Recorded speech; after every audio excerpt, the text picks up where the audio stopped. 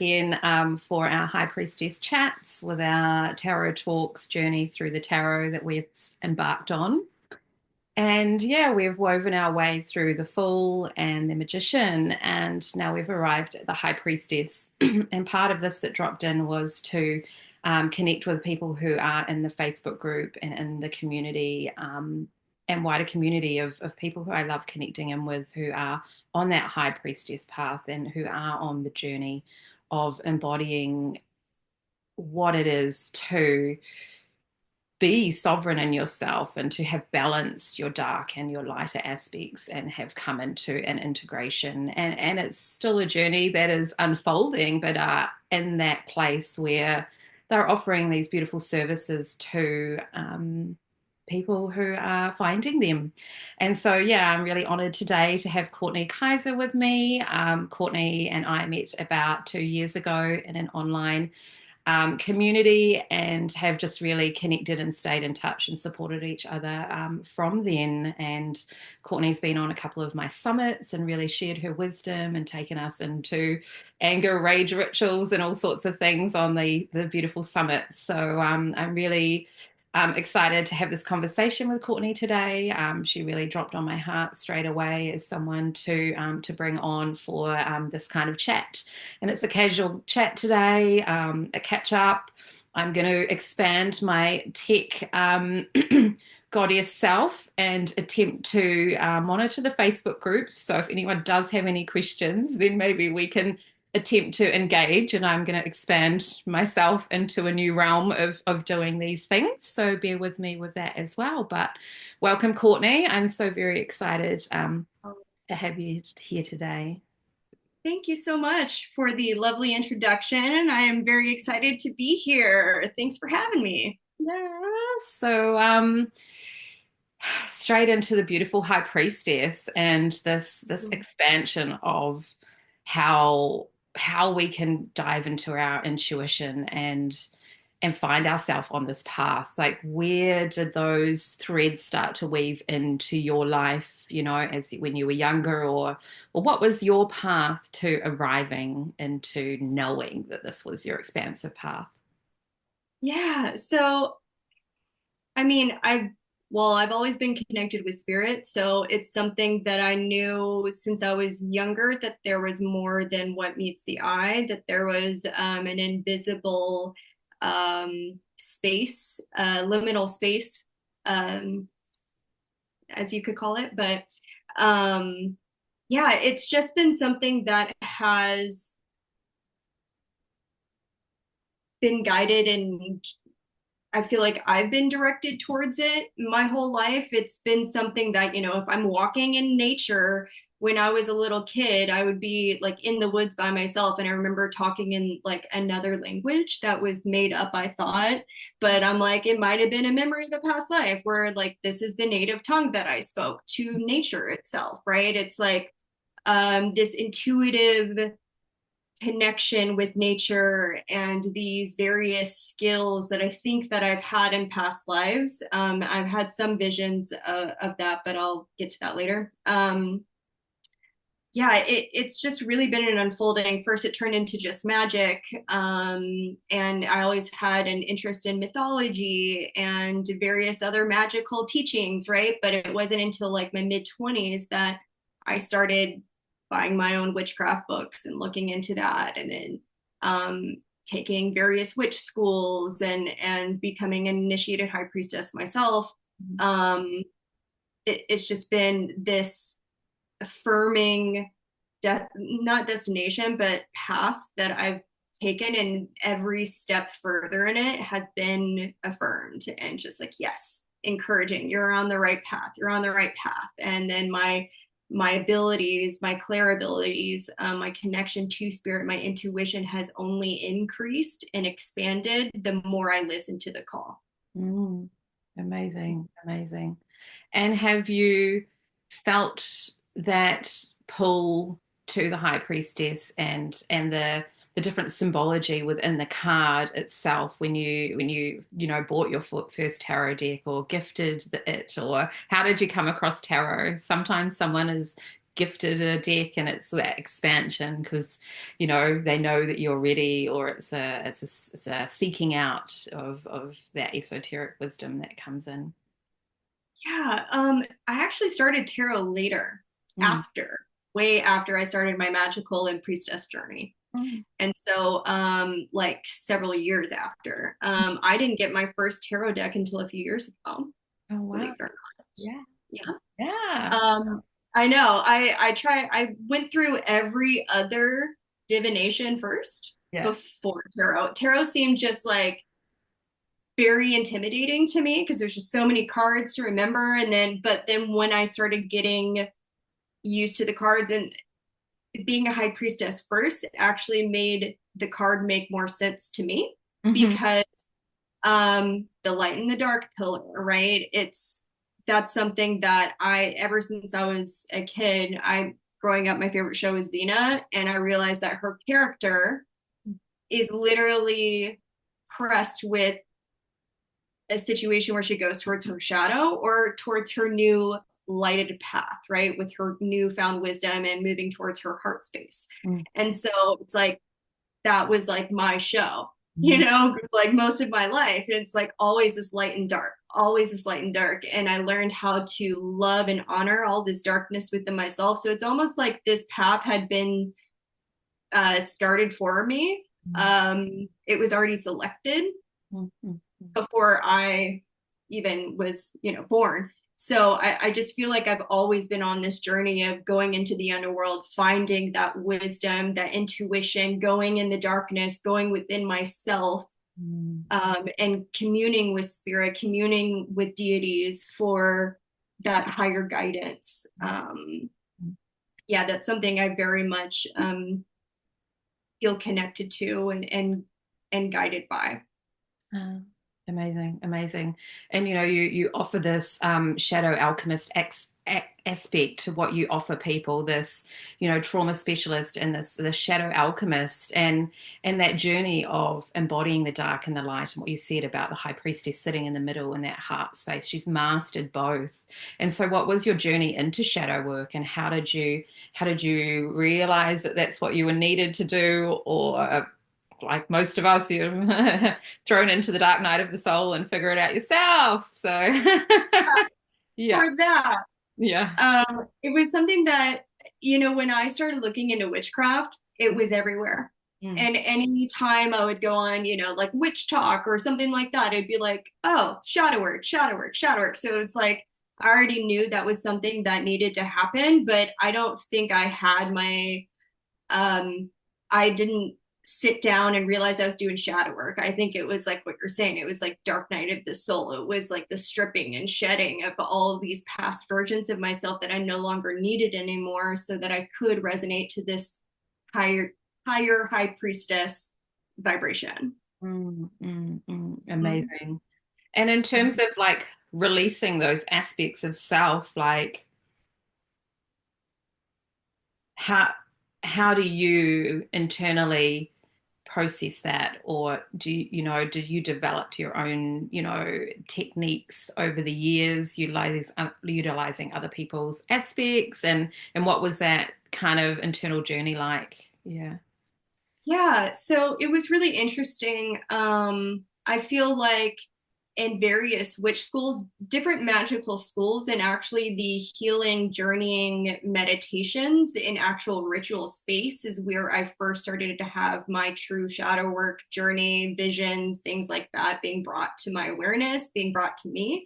Um, and I kind of incorporated that into that magic into my approach. So being a former therapist, I learned a lot about shadow work, but even in school, when I was learning about it, nothing really sat with me in a digestible way. It was kind of confusing and really wordy, just kind of hard to understand. It stayed very intellectual, and I had no problem understanding things. I needed to get in my body.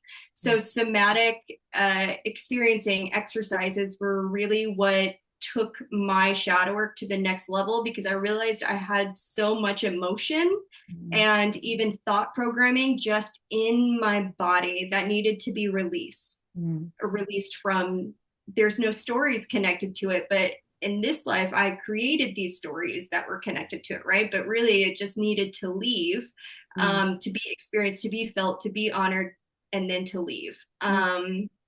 But the I would say like the two cornerstones to shadow work is like rage release, Mm. but not just screaming and releasing, also following with taking time to really nurture one's nervous system, doing coping and grounding skills, coming back to self and saying nice, loving things to self, Mm. which takes me into my next cornerstone of like self love Mm. and positive self talk. So that is what helps you get through Mm. um, to that other side, because, you know, we've been led to believe that shadow is like something to demonize, that it's a bad part of us, it's wrong, right? But what I've learned is that shadow is really just the wounded part of us that's screaming for help. It's Mm. like, please notice me. This is the only way you would know I was here. Mm. If like I have to create a problem, otherwise you don't know I'm here, you don't know I exist, right? And so there are teachers, Mm. they our shadows are our guides to our healing, to our growth, to our expansion. And so how I honor that is like, I still get shadows, they still come up. We are always going to have the duality because that is the earthly experience, right? To master the light and dark, how to honor that. And I think that is the dance of the high priestess, is finding the dance Mm. that works for you, Mm. of how you can interpret, perceive these lessons in your shadow so that it works in your benefit and Mm. you don't get trapped in the darkness, I think is the biggest lesson. Mm. Mm. And in terms of like being trapped in the shadow, like it is a period of, for me anyway, and my processes was like that turnaround time where you're trapped in there is like shortened each time you do that. And so you've brought out a beautiful book recently on shadow work, which I'm sure you've got right there. Yeah. Oh my gosh, the cover is absolutely beautiful.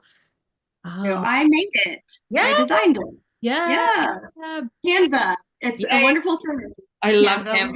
Love Canva. Canva. I'm like, Canva has changed my life in terms of an online business and just, yeah. But yeah, the advanced shadow work method. I created my own approach to help you, you know, in a modern way, figure out how to do shadow work in a way that also incorporates spirituality and magic and honoring all parts of you, and not saying like, oh, this is bad, you're bad, Mm. that's shameful, judge yourself. You know, it's like, no, we love everything about ourselves, and that's how we create that abundance, right? When we're blocked from what we want, it's like we still got some work to do. And so I think it's on the road to abundance, or whatever you're wanting to manifest in your life, shadow will be providing you with the answers of what's blocking you and how to exactly get there. Mm, mm, mm, mm. Beautiful. And I love that the cover doesn't look shadowy. It's like the complete opposite. It's yeah, and a lot of, shadow work journals are, black and that darker aspect. And I love that you've gone the complete opposite with, the dark space that you're going into. But the whole idea is that you're bringing it all to the light. And I love that tunnel of colored light that you've got there as well. So yeah. Important to me because it doesn't have to be dark and depressing, Mm. especially the kind of shadow work that I do, because I created a guided meditation to where I take you to meet with, see, hear from your shadow. And other shadow work methods or workbooks just have you go through and potentially re traumatize yourself asking certain questions, right? And you're not getting really, well, you might get asked some questions in this, but it's not a workbook for you to figure all that stuff out. It's more so going through my process of how I work with shadow. But um, really what we find out is just like, what are the emotional needs that you needed that were not met? And then you are told by your shadow how to meet those. And so you're given the answers of how to heal yourself, from the wounded parts. So it's like, expediting years of therapy into this one moment, right? But then the shadow work is what follows, right? How you manage to honor that agreement that you make with your shadow and meeting up as many times as it wants to meet up, saying the things that it wants you to say, that it needs to hear. All of those things is, really what makes my approach to shadow work different. Mm. It's a different way of looking at it and working with it. Mm.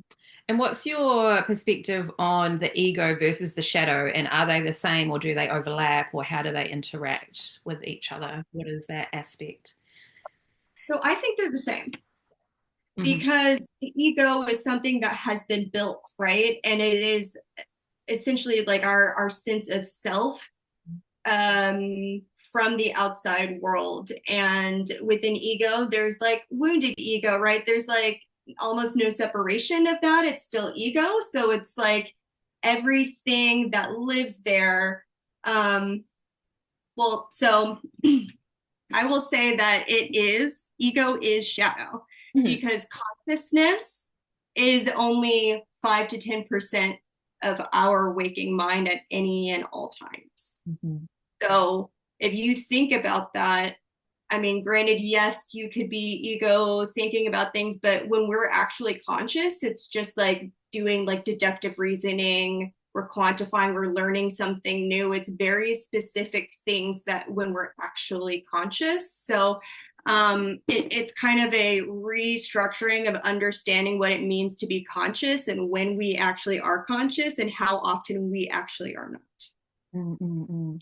Beautiful. I love that. So yeah, they are the same. And that I love and I really connected in and it's really helped me to go deeper into my processes. There's the Jungian term of integration and the integrated self, and the individuation is when you can look at those aspects of self and you've individuated all of those aspects of yourself, then you are your whole self and you can be in the world in love and not feel shame or guilt or anger or resentment and those lower vibrational thoughts and emotions, which are all connected to shadow. So if those are coming up in you, then that's a shadow. If you're feeling anger, that's a shadow. If you're feeling guilt, that's a shadow.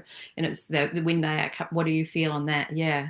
Yeah. Yeah, so I expand on his. I take it way further than Yeah, that. it probably goes further than what I've looked at too. So I'd love it to hear it. Yeah.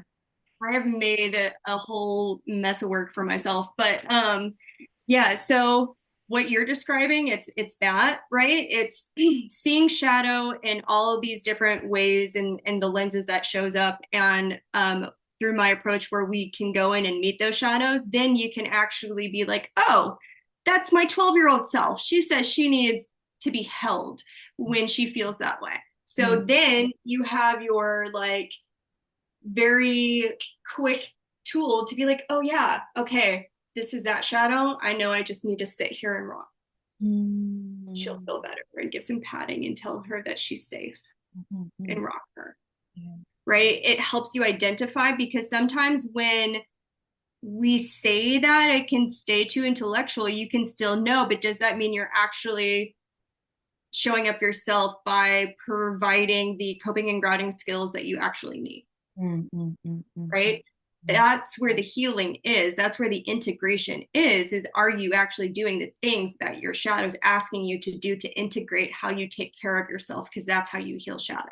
Mm. Yeah. Right? This is a different way of self-love, but also what shadow is, I teach people how to view and see shadow through certain lenses because I'm also adding in there generational, ancestral, collective past life trauma and Mm. how that shows up in shadow and how you can identify that because that will show up as just blocks in your behavior, right? So like maybe you feel nervous to be seen or be visibly out there, maybe something happened to your ancestor a while ago, maybe 10 generations back, Mm. that they made this vow to never be seen, or they don't want to be successful and all their kin's not going to be successful, right? You don't know what kind of vow people made. Words matter, words are spells, right?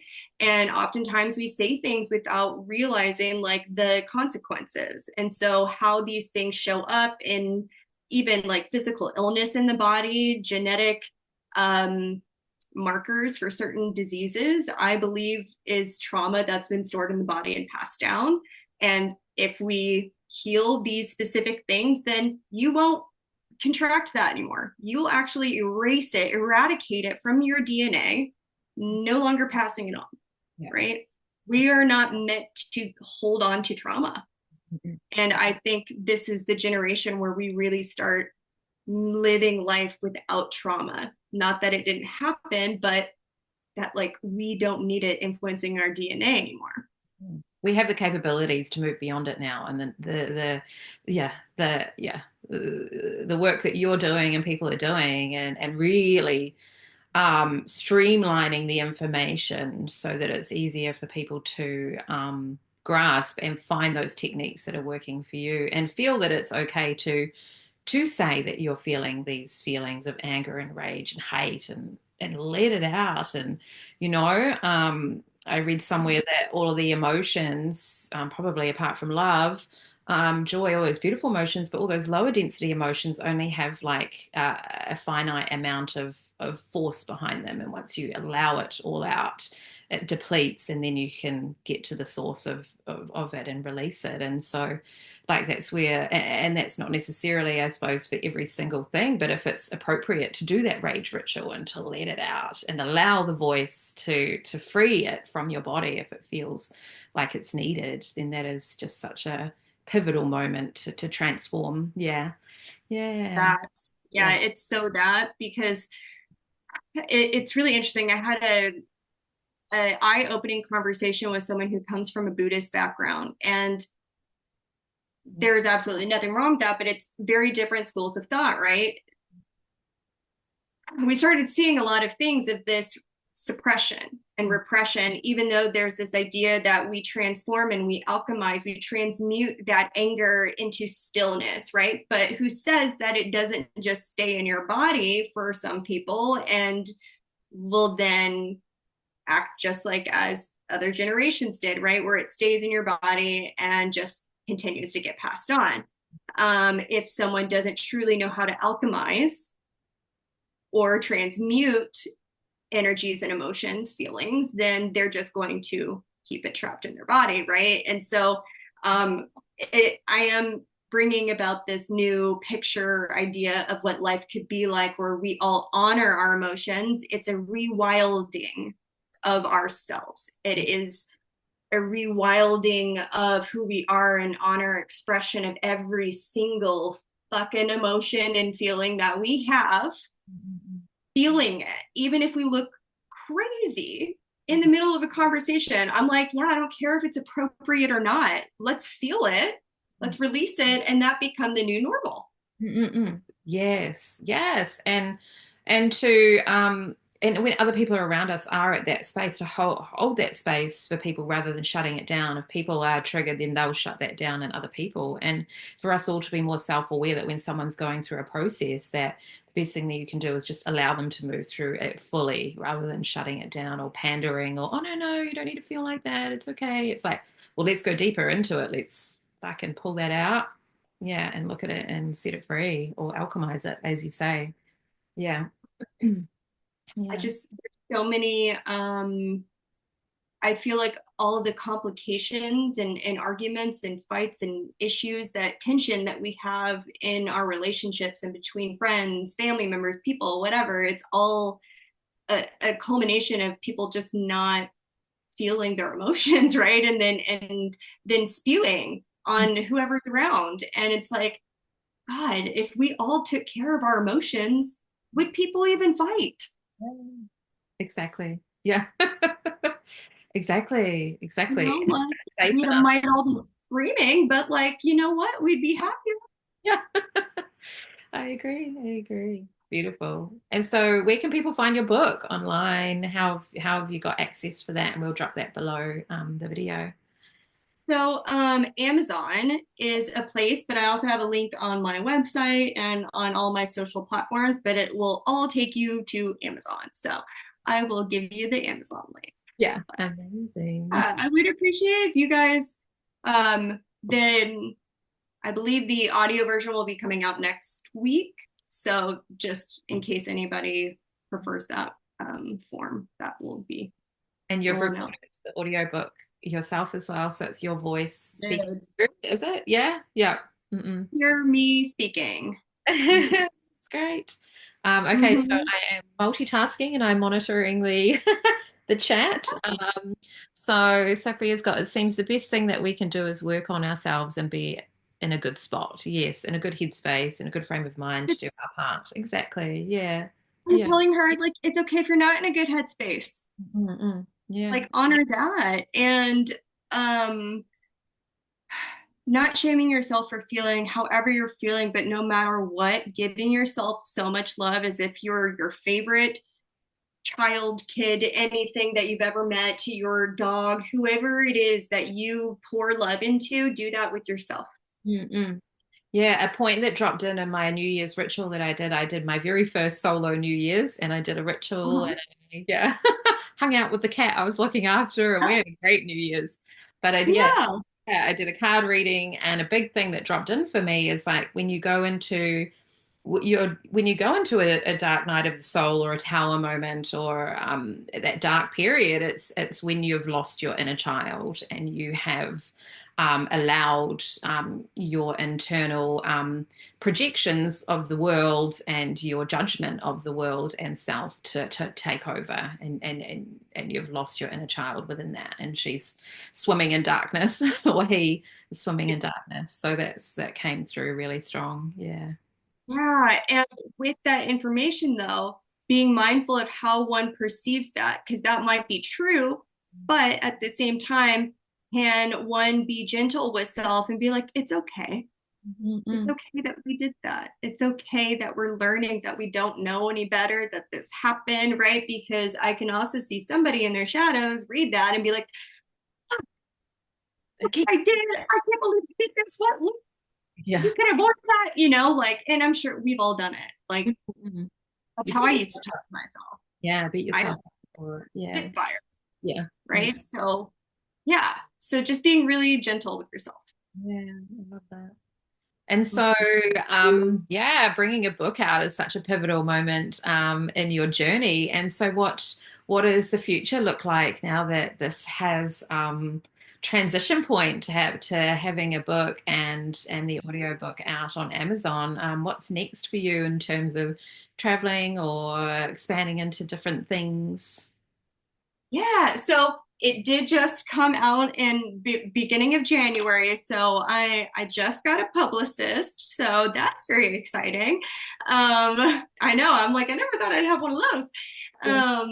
But yeah, so I'm signing up for, I have a class online if anybody wants to explore this further, which you can also find on my website. And I go into the guided meditation and you get a session with me if it didn't work for you. So you can receive the meditation, which is great. Oh, But I also, I haven't gotten any for sure yet because I just applied to things yesterday, but I plan on going to several music festivals abroad, like Boom Festival. I love dance music. I love moving my body, and it's an important thing as a priestess, I think, to just move your body and move that energy around and be connected with like-minded people and to share the wisdom. And so, like wellness festivals, like Boom and Electric Forest and Envision, Lightning in a Bottle, things like that, where there's a plethora of artists and other walks of life, and hopefully some wellness, just like weeks at retreats. So I once I have things in the books, I will let you know. will you be offering space at those festivals too as well to for people to come and work? Is it a festival where they have healing as well, or is it more? If that's an option, so I'm going to be doing speaking engagements more so like workshops and lectures. But if that were an option, I would definitely be willing to take some, probably only like 2 to 3 slots a day, just because I'm also there to enjoy myself. But yeah, I would definitely be open to that. Beautiful, amazing. And that's just feels so expansive for you. I'm just feeling into that because that's like a big level of being present at a festival and doing a guest spot and speaking and just sharing what you are offering to so many more people and that access point just to so many more people feels beautiful for you. Yeah. For she nominated me for a TED Talk, so we shall see.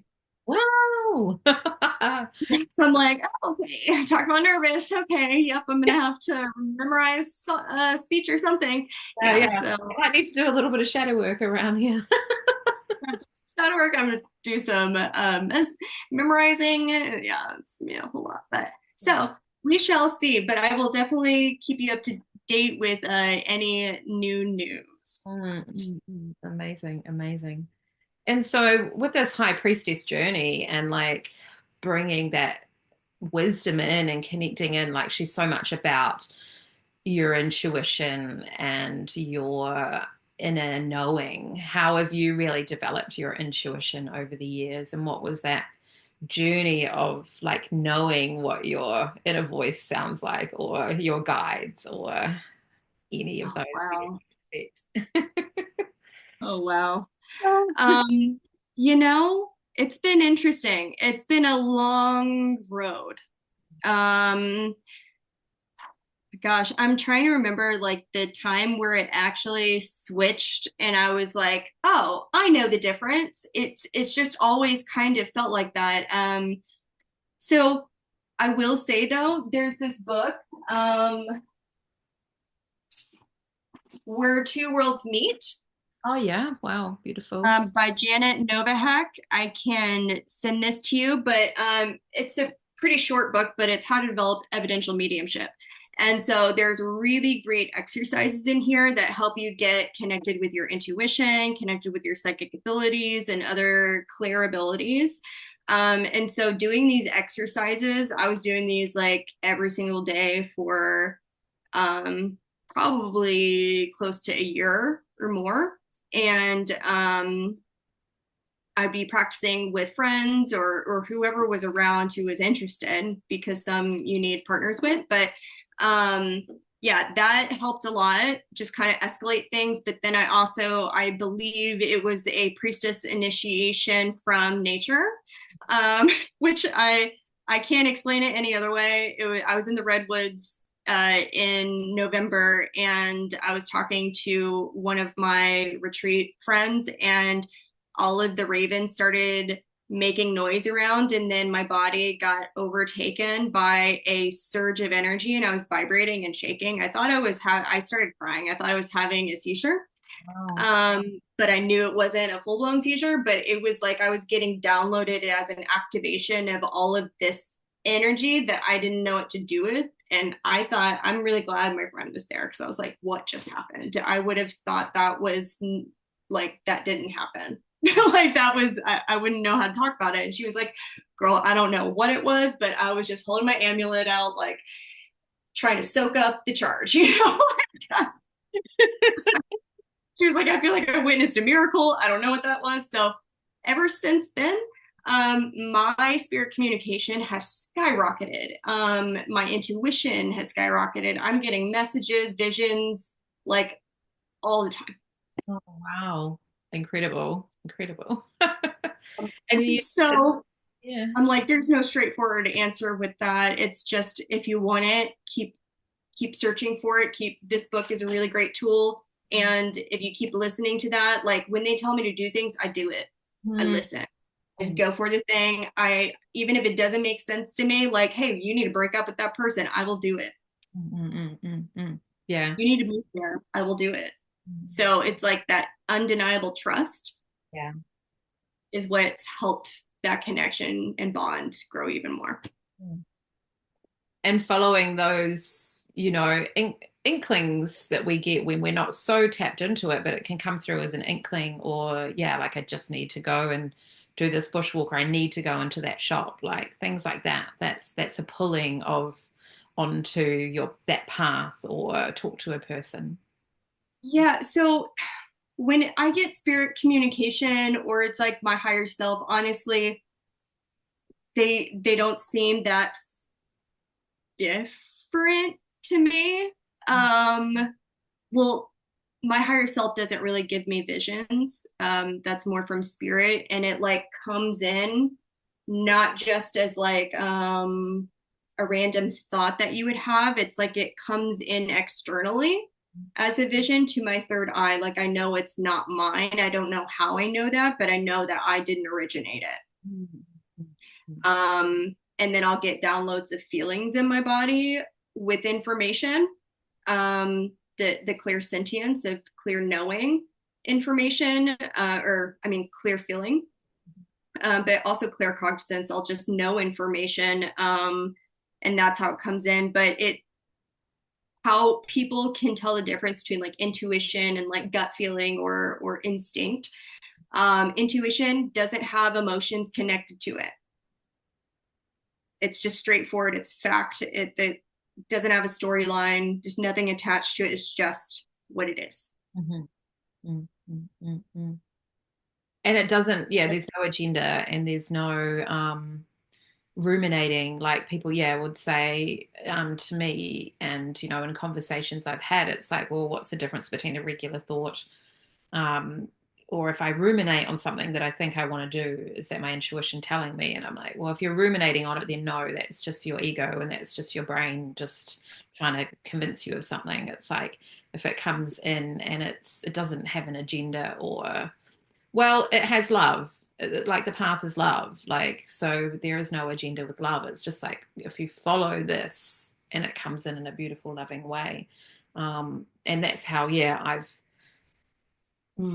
discerned it. And for me, I hear it come in different field in different parts of my field as well. So it's noticing when different information comes in at different points. And like you say, sometimes you get that full whoosh in your third eye, and then sometimes it's a voice from behind, and I'm like, is that an ancestor then? If they come through from that same space, is it an ancestor? And if it's, a download, it literally feels like it's coming down, these different ways that we can feel into.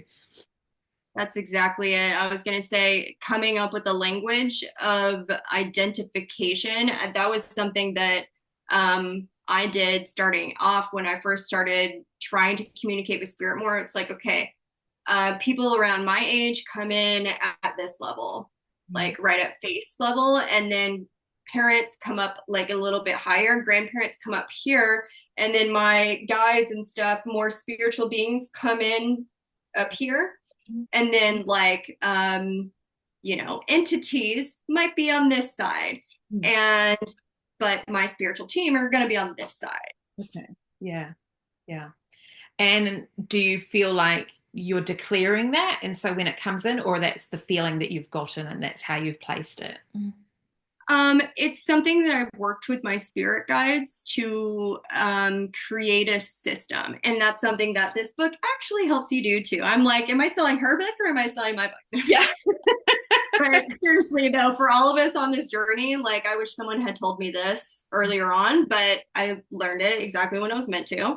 But this is where I learned, oh, you can make a pact, a agreement with your spirit team that are watching you create this list of, okay, I have done X, Y, and Z. I'm good with symbols and all of this stuff. This is how you can tell the spirits how to best communicate with me. This is my language for here. I want parents to come in here. I want grandparents to come up here, right? Like you can tell them to have spirit communicate with you in certain ways so that you understand them better, because everybody, you are helping them, right? And they're helping you, and so clear communication would be beneficial for everyone. So if you can do that and straightforward set things out, everybody wins.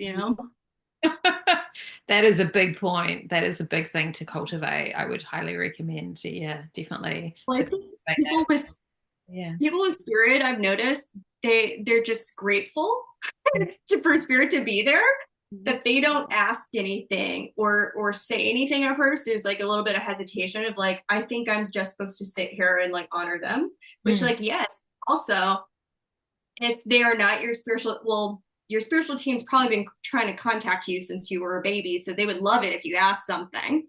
And you know, spirits just wandering around that need help would appreciate if you ask them because they would like help too. So it's like we need to talk to them more and ask questions and give directions, and we can say, hey, I don't want you to show me through, you know, a full body apparition. That scares me. Don't show me that way. Yeah. Show me in my mind. Yeah, show me in a different way. Yeah, totally. Wow. Yes, that's powerful.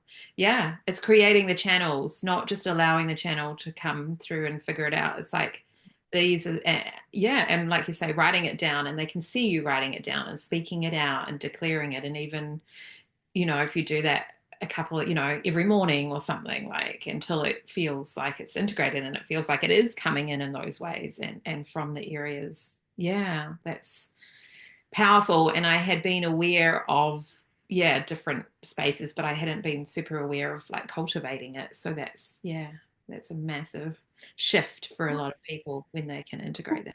Yeah. Absolutely. And I mean, how does it not feel more high priestess to like be with your wand and be like, all right, spirit, you know, I would like you to, you know, I I'm setting a boundary. No spirit's allowed to talk to me at this time of night, right? You are not allowed in here until the morning time, right? It's just like simple things like that to take your power back too, to know that just because it's a spiritual realm and is everywhere doesn't mean that it like can take power over you. Because I Yeah. think that's the journey too of being a high priestess and being walking both worlds. It's like you have to have boundaries and be in your power, not in an aggressive way, but in this kind of, I go towards Kali Ma, like ferocious, loving, motherly way, but you don't let shit slide, Mm-mm. Mm. right? Exactly. You're setting the tone. Mm. Yeah. Mm. And the boundaries. And yeah. And once you give a system, then it will flow. They'll be like, oh, we know how she's going to understand it now. And so, like, yeah, like you say, if you keep, and spirit will try multiple ways to get your attention. And if none of it's working, or you can't, or if, you yourself are confused as to what the message is, then yeah, speak it and refine it. That's such a pivotal moment. And for me, and I'm sure for many people, that's big. I want both of those books. I definitely want your book, and I want that other book now too. Go for it. We're both gonna help. I mean, this book changed my world in turn. I'm not an evidential medium, and I don't say that I am, but it definitely helped me build up my skills to where it's like I'm getting information very clearly, often visions, downloads, especially when I talk to people. Mm-mm-mm. Amazing, amazing. And that part of the embodiment that you were talking about earlier about dancing and that you love dance, and part of the high priestess is dancing and movement. And it's all part of like being in the body. Like we are a human, and sometimes it can be hard to be here, but how has movement really helped you? And where did you find that practice of movement, and when did that come in and help you transition things? Yeah, luckily I've always been connected to dance. Mm. And even as a little girl, I was in like ballet and tap, and eventually that moved into hip hop, which got me into hip thrusting and like, whoo, because that's a big part of being a priestess is opening up your root chakra, right? That is your portal to your divine portal of creation. It's connected to your throat chakra, opening up that space to do magic, to connect with spirit is really important. And so, but I didn't realize that until I was in various witch schools. And anytime we would do a ritual, it was like a lot of hip rocking, a lot of dancing, a lot of movement. And um, being in therapy school, I was learning about like dance therapy and movement therapy and all non-linguistic programming and all of this stuff. And so that kind of took me on a different journey. And so definitely sometimes there are certain emotions I will feel or certain things that will come up where I absolutely will be like, I need to dance this out. I don't, Yeah. when it's disconnected from a story or a narrative, and maybe I'm feeling something collective, right? And I've been feeling that a lot more recently since the age of Aquarius Mm. shift. It's like I will get these like blows of energy and emotion that I know aren't mine because there's no story, there's no reason why it's coming up. It's not something I super connect with on an individual place, but it's overwhelming in my body. Mm. And those things, like whether it's sadness or rage, that's when I'll move my body, right? And with rage, it's also movement of the body of like how intensely can I move myself so that that fire energy can build and release. Um, but when I am moving, it's always a concentrated practice where even though I'm focused on feeling and how my body's moving, it's always with the goal to release it down into the earth to be transmuted into pure potential. Mm, mm, mm. I always am telling my energy where to go. And I think some people get into it and forget to tell energy where to go. We forget that being the high priestess, being in our power, we have to tell, direct things. We are Mm. the director of the show. Yeah. Beautiful. Beautiful. And, when those lower density emotions can come in, they can be paralyzing when we get into anxiety and depression, like paralyzing anxiety. And I've had selective mutism before, and I've had paralyzing anxiety where you just feel so numb and like Yeah. you can't move, you can't actually physically move your body. And so if we can train ourselves before you get into that, like if you can feel it coming, then go for a run or dance or get on the trampoline. If you've got kids who've got a trampoline, mum's out there on the trampoline again by herself. Yeah. It works. Shift it before it anchors. And when you learn, when things start to come on, you can feel it before it fully gets there, and it's recognizing that rising of whatever that is before it fully takes you over and shifting it before you get there. How do you, yeah, feel about? Yeah, exactly. And what you're talking about, so I call that shadow programming. And that's when it's generational programming or ancestral that's been passed down of this.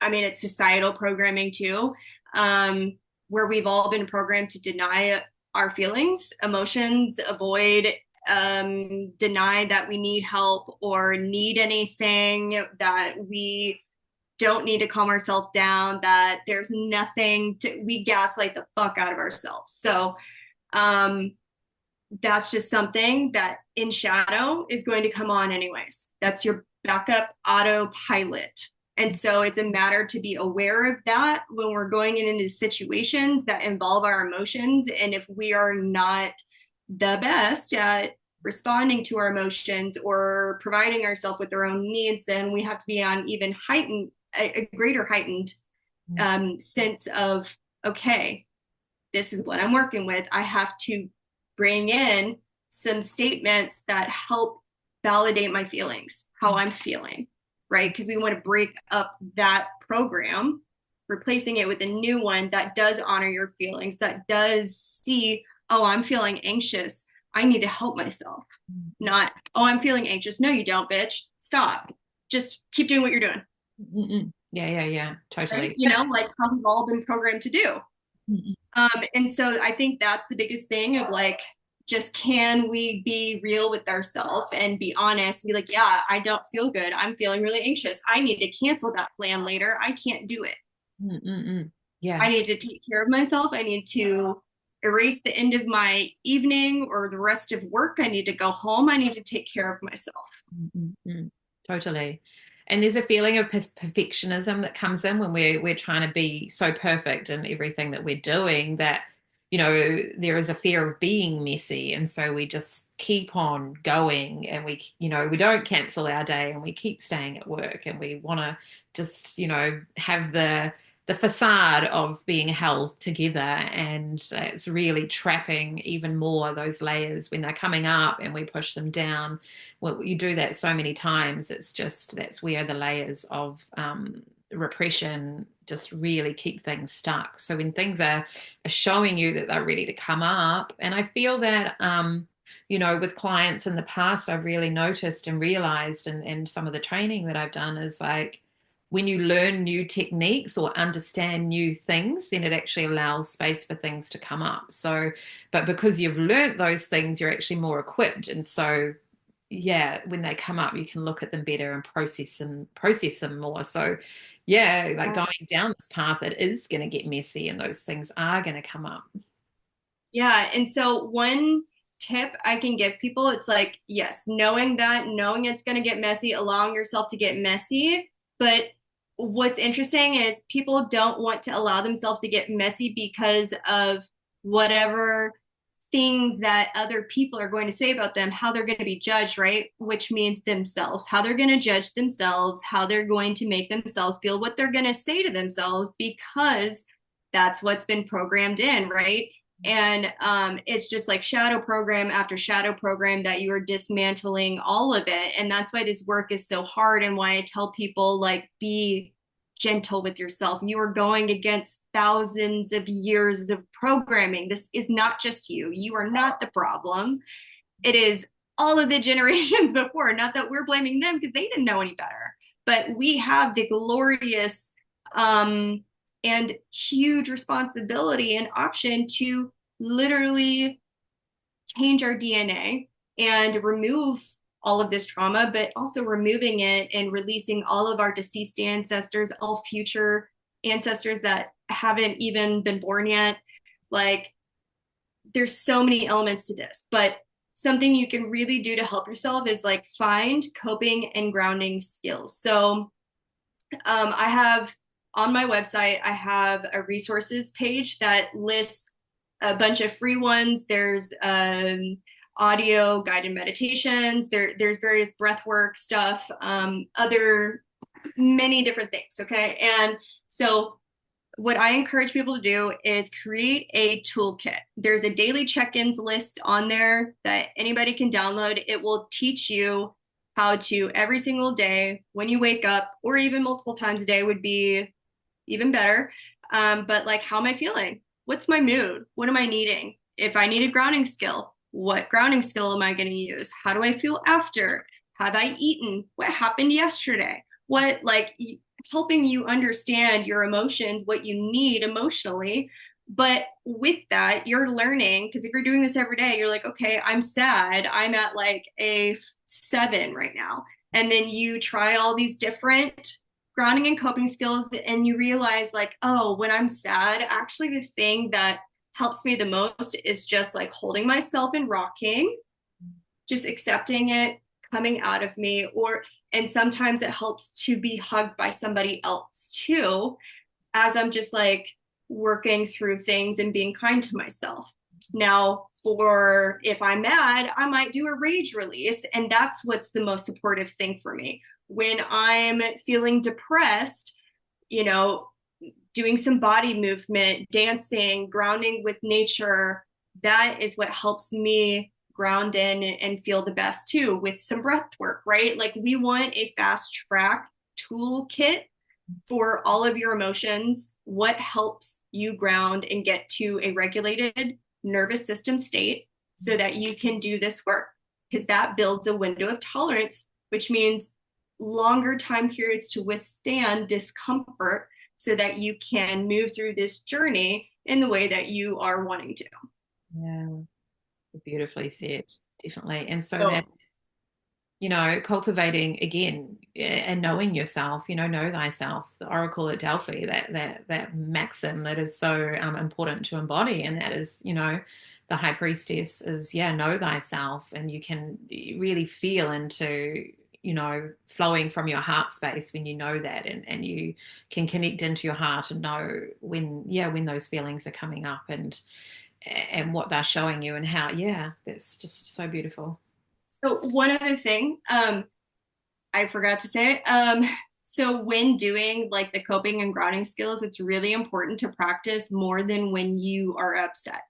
Like Mm. when you're chill, when you're just sitting there on the couch, when you are like about to go to bed, practice these things. Because what that does, it builds it into your shadow. So it builds it into your subconscious mind for easy retrieval. When things are practiced frequently, we remember. When we practice something or we learn we can do something, but then we get triggered, we will not have access to it. So Yeah. you will not know how to help yourself. You will not know that you can do this thing. Even if you've done it 7 times, you won't fucking know. So you have to practice it to where it just comes out like you are a police officer and you know the drill, or EMS, and you're just like, you can do it without thinking, because it's just like, oh, I know how to. And then what a wonderful feeling, like, oh, I trust myself. I take care of me. Like, Mm. I know how to help myself. I don't need, X, Y, and Z people to help me. Like, for the first time in my life, I'm showing up for myself. I've never had anybody do that. Like, I'm the best parent I've ever had, Yeah. Yeah. you know? Like, Setting yourself that's, up to succeed, setting yourself up to, yeah, to yeah. succeed. And then your shadows in turn are like, oh my God, thank you for taking care of us. We've needed you this whole time. Yeah, it's really beautiful.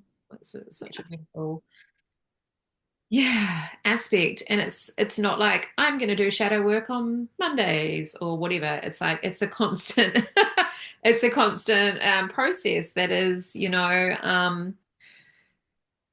integrating into our daily with regulating your nervous system and yeah, all those aspects of creating the channels for your guides to speak to you, creating the signatures of your coping mechanisms and what it means to you, and programming your unconscious, supporting yourself when you're, yeah, when you're feeling good, program yourself with that as well. That is a big aspect, definitely. Yeah, that is powerful. Yeah. I think the more grounded we are, even though that is not the goal to be grounded 100% of the time, our nervous system does its job. It's meant to tell us if danger is coming, right? Like, we need that alarm bell. We are going to get upset. We're going to get triggered. That's life, Hmm. right? But in this world of duality, but with the body. Hmm. But I mean, yeah, there's a lot to it, but yeah. So I think that as long as everybody just shows up in the best way that they can, as much as they can for themselves, kind of breaking that pattern of the sick model of only helping ourselves when we are beyond needing it, Yeah. when our nervous system and body is screaming at us for help. When you're right in the pit, right? Yeah, don't, yeah. Like, we're not trying to go to the doctor when we have pneumonia. Okay. Like, we want to go when we're getting sniffles, Mm, mm, mm. Yeah. Mm, mm, mm. right? We want to start helping ourselves with teas and stuff like that. Like, that's where we start self-care. Like, oh, I'm starting to, oh, okay, I'm feel grounded, but I'm just gonna start tapping and see what that feels like. And then you're gonna feel really calm and be like, wow, Mm. helps with anxiety. Okay, I'm gonna try that again later and see what that's like and see how it affects you at different stages. Mm, mm. It's workshopping yourself and being objective as well, and being able to kind of like look at your cycles as well, and be able to not berate yourself within it. It's like it happened. Whatever you've gone through has led you to where you need to be, and if you're, feeling those berating cycles that are coming in, it's like being kind to ourselves in our process, and just understanding that, Didn't we do anything wrong. yeah, yeah. You didn't do it wrong. I think that's the biggest thing. It's like, there's nothing wrong that you did. You experienced this and you were in this because you're meant to be. You're meant to learn this lesson. Lessons are beautiful. That's why we're here. So it's like, oh, let's have some gratitude for like being here for why we're here. Like, I'm Yeah. so sorry we've been asleep for so long that we forgot. And it's like, yeah, it's a little bit more work than what we thought. But hey, like, the levels of freedom and abundance it can give you, and joy, and just Mm. spiritual connection, it's worth it. Oh, it totally is. It totally is. And once you get to that point of feeling integrated and knowing how to, regulate yourself past things that are coming up, it flows and the path opens up. And then, when your guidance systems come on board, then those synchronicities come through and then the flow, it just flows. And yeah, it really is, yeah, a beautiful When we path. can get out of the way, Yeah. spirit can come in. Yeah, yeah, totally, totally. But yeah, it is all those shadow aspects that are holding, that packing down that Kundalini energy and not allowing that beautiful rising. So when we can alchemize those lower states, then that Kundalini awakening can happen as well, and we can feel integrated and all of those beautiful things. So yeah. And I want to say to people, because if you are like me, if there's anybody out there who, you've done a lot of shadow work or you've done a lot of healing and you're still experiencing blocks, it's probably shadow that you cannot access yourself. You may not be working with or speaking to somebody who can help you access that. And you may or may not need a shamanic healing to release, have some sort of extraction, removal of past energies, past curses, any kind of things that might be preventing you from fully stepping into your authenticity or your purpose or love, whatever. Like I had many things blocking me from past lives that I knew based off of everything that I was doing in this life that there was something else that I needed to dig deeper and receive greater help than what I could do. Mm, mm, mm, mm. And that's it, yeah.